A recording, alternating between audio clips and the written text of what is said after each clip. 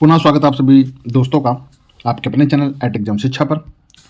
दोस्तों, Uttar Pradesh police constable परीक्षा की तैयारी हमारे चैनल पर कराई जा रही है। आज मैं पुनः समान हिंदी के अति महत्वपूर्ण प्रश्न लेकर आपके सामने उपस्थित हुआ हूं।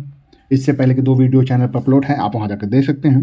दोस्तों, ये ऐसे प्रश्न हैं जो कि आपको परीक्षा में मिलेंगे ही मिलेंगे, तो आप वीडियो को पूरा देखें और चैनल को सब्सक्राइब करें। तो चलिए दोस्तों, शुरू करते हैं आज का ये वीडियो। आज की प्रश्नोत्तरी का यह पहला प्रश्न है विशेषण की सही परिभाषा है। ऑप्शन ए, संज्ञा के स्थान पर प्रयुक्त होने वाले शब्द। ऑप्शन बी, क्रिया की विशेषता को बताने वाले शब्द। ऑप्शन सी, सर्वनाम की विशेषता को बताने वाले शब्द। ऑप्शन डी, संज्ञा और सर्वनाम की विशेषता को बताने वाले शब्द। तो दोस्तों, विशेषण से भी प्रश्न आपको परीक्षा में देखने को मिलेगा। तो इसका जो सही ऑप्शन है वो होगा संज्ञा व सर्वनाम की विशेषता बताने वाले शब्दों को हम विशेषण कहते हैं। जो ऐसे शब्द जो कि संज्ञा या सर्वनाम की विशेषता बताएं, जैसे कि वह सुंदर लड़का है, तो लड़का क्या हो गया? लड़का संज्ञा हो गया। लेकिन सुंदर है तो सुंदर क्या हो गया? ये हो गया विशेषण, ये उसकी विशेषता हो गई। तो जो शब्द संज्ञा या सर्वनाम की विशेषता बताए वही विशेषण होता है। ऑप्शन डी इस प्रश्न का सही आंसर होगा। देखते हैं अगले प्रश्न को। प्रश्न है विशेषण के कितने भेद होते हैं? Option A 4, option B 5, option C 6, option D 3।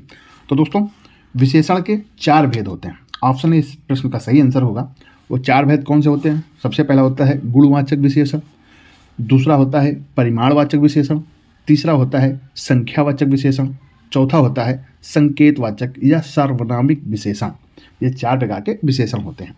तो इस प्रश्न का जो सही आंसर होगा वो होगा 4। ऑप्शन ए इस प्रश्न का सही आंसर है। प्रश्न है निम्न में से गुणवाचक विशेषण कौन सा नहीं है? पूछ रहा है कि निम्न में से कौन सा गुणवाचक विशेषण नहीं है। ऑप्शन है नया, ऑप्शन बी 20, ऑप्शन सी मोटा, ऑप्शन डी काला।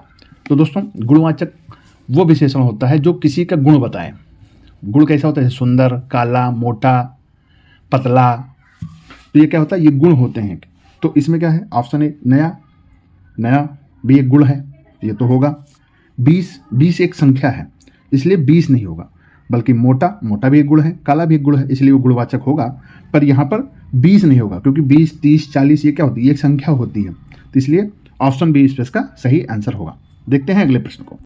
प्रश्न है किस क्रमांक में विशेषण का भेद नहीं है? ऑप्शन ए संख्यावाचक विशेषण, ऑप्शन बी गुणवाचक विशेषण, ऑप्शन सी परिमाणवाचक विशेषण, ऑप्शन डी क्रियावाचक विशेषण। तो दोस्तों, मैंने अभी पहले ही बताया था कि विशेषण के 4 भेद होते हैं। उन 4 भेदों में क्या होता था? संख्यावाचक होता था, गुणवाचक विशेषण होता था, परिमाणवाचक विशेषण होता था। पर क्रियावाचक विशेषण कोई विशेषण नहीं है। इसकी जगह क्या होगा? इसकी जगह पर होगा संकेतवाचक या सार्वनामिक विशेषण। ये विशेषण के 4 भेद होंगे। क्रियावाचक विशेषण नहीं होगा, इसलिए इस प्रश्न का सही आंसर होगा ऑप्शन डी। देखते हैं अगले प्रश्न को। प्रश्न है विशेषण की विशेषता बताने वाले शब्दों को क्या कहते हैं? ऑप्शन ए तत्सम, ऑप्शन बी विशेष, ऑप्शन सी प्रविशेषण, ऑप्शन डी अव्यय। तो दोस्तों, विशेषण की विशेषता बताने वाले शब्दों को हम प्रविशेषण कहते हैं। ऑप्शन सी प्रविशेषण क्या होता है? जैसे कि वह अधिक सुंदर है, वह अधिक सुंदर है। तो सुंदर तो हो गया विशेषण, पर जो अधिक लगा है क्या है? वह अधिक सुंदर है, अधिक सुंदर है। तो यहाँ पे जो अधिक है ये हो गया प्रविशेषण, क्योंकि ये सुंदरता की भी सुंदरता बताता है कि कम सुंदर है कि अधिक सुंदर है। तो जो अधिक है वो क्या होगा? वो प्रविशेषण होगा। आशा है कि आप इस प्रश्न को भली भांति समझ गए होंगे। तो इस प्रश्न का जो सही आंसर होगा वो होगा ऑप्शन सी। देखते हैं अगले प्रश्न को। प्रश्न है परिमाणवाचक विशेषण वाक्य की पहचान कीजिए। ऑप्शन ए चाय में चीनी ज़्यादा हो गई, ऑप्शन बी रोहन ने 3 किताबें खरीदी, ऑप्शन सी 10 कुंटल गेहूं लेकर आओ, ऑप्शन डी वह बालक खेल रहा है। तो दोस्तों, इसमें परिमाणवाचक विशेषण को छांटना है। तो चलिए छांटते हैं। परिमाणवाचक विशेषण पहले दोस्तों बता देता हूँ, ऐसे जो कि कोई मात्रा बताएं, माप बताएं, जैसे कि 10 कुंटल, 20 कुंटल या बहुत अधिक, ऐसे कुछ शब्द होते हैं जिनसे पता चलता है। तो देखते हैं। पहला है ऑप्शन चाय में चीनी ज़्यादा हो गई, तो ये गुण बता रहा है। ज़्यादा हो गई का मतलब मीठी हो गई, ये कम हो गई तो ये गुण बता रहा है, तो गुणवाचक विशेषण होगा। रोहन ने 3 किताबें खरीदी, 3, 4, 5, 6 संख्या आ गई, तो ये क्या हो गया? संख्यावाचक हो गई। 10 कुंटल गेहूँ लेके आओ, देखो माप बता रहा है, माप तौल बता रहा है, इसलिए जो भी वाक्य माप तौल बताए वो होगा परिमाणवाचक। तो यही प्रश्न का सही आंसर होगा। 10 कुंटल गेहूँ लेके आओ। वह बालक खेल रहा है, यहाँ पे कौन सा विशेषण होगा? यहाँ पे होगा वह बालक, मतलब संकेत कर रहा है कि वह बालक संकेत हो रहा ना वो अलग, इसलिए यहाँ पे होगा संकेतवाचक या सार्वनामिक विशेषण। तो ऑप्शन सी इस प्रश्न का सही आंसर होगा। देखते हैं अगले प्रश्न को। प्रश्न है क्रिया कैसा शब्द है? ऑप्शन ए अविकारी, ऑप्शन बी विकारी, ऑप्शन सी विशेषण, ऑप्शन डी इनमें से कोई नहीं। तो दोस्तों क्रिया जो है वो एक विकारी शब्द है। Option B. विकारी शब्द क्या होते हैं? विकारी शब्द ऐसे होते हैं जिन पर हम लिंग, काल, वचन के हिसाब से उसको बदल सकें। ऐसे शब्द जिनका हम लिंग, काल के हिसाब से, वचन के हिसाब से हम बदल सकें। जैसे लड़का, तो क्या हो जाएगा? लड़की। लड़के, तो लड़का से लड़की हुआ तो क्या हो गया? इसका क्या बदल? इसका जेंडर बदल गया, लिंग के हिसाब से इसको बदल गया। लड़का लड़की, तो क्या हो गया? लिंग के हिसाब से परिवर्तन हो गया, विकार हो गया। इसलिए क्रिया एक ऐसा शब्द है जो कि विकारी होते हैं। तो विकारी शब्द क्या होते हैं? विकारी शब्द 4 होते हैं, संज्ञा, सर्वनाम, विशेषण और क्रिया। ये विकारी शब्द होते हैं, याद रखिएगा। यहाँ से भी प्रश्न बन सकता है। तो विकारी शब्द क्या होंगे? संज्ञा होगा पहला, सर्वनाम होगा, विशेषण ये भी विकारी शब्द है, और क्रिया। ये 4 विकारी शब्द हैं। आशा है प्रश्न बड़ी बात समझ रहे होंगे। देखते हैं अगले प्रश्न को।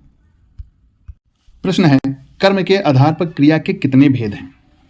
Option A 2, option B 3, option C 4, option D 5। तो दोस्तों कर्म के हिसाब से क्रिया के 2 भेद हैं। ऑप्शन इस प्रश्न का सही आंसर होगा। 2 भेद कौन से होते हैं? एक होगा सकर्मक क्रिया, सकर्मक, एक होगा अकर्मक, एक होगा अकर्मक क्रिया। सकर्मक क्रिया और कर्मक क्रिया ये क्रिया के 2 भेद हैं। तो ऑप्शन इस प्रश्न का सही आंसर होगा। चलिए देखते हैं अगले प्रश्न को। प्रश्न है प्रयोग के आधार पर क्रिया के कितने भेद हैं? अभी था कि कर्म के आधार पर, अब पूछ रहा है कि प्रयोग के आधार पर। तो प्रयोग के आधार पर क्रिया के कितने भेद हैं? ऑप्शन है 2, option B 3, option C 4, option D 5। तो प्रयोग के आधार पर 5 होंगे, कर्म के हिसाब से 2 होंगे। यहाँ से आप इसको स्पष्ट कीजिएगा। अगर कर्म के हिसाब से पूछा जाए तो 2 होंगे और प्रयोग के आधार पर पूछा जाए तो 5 होंगे। याद रखिएगा, महत्वपूर्ण प्रश्न है।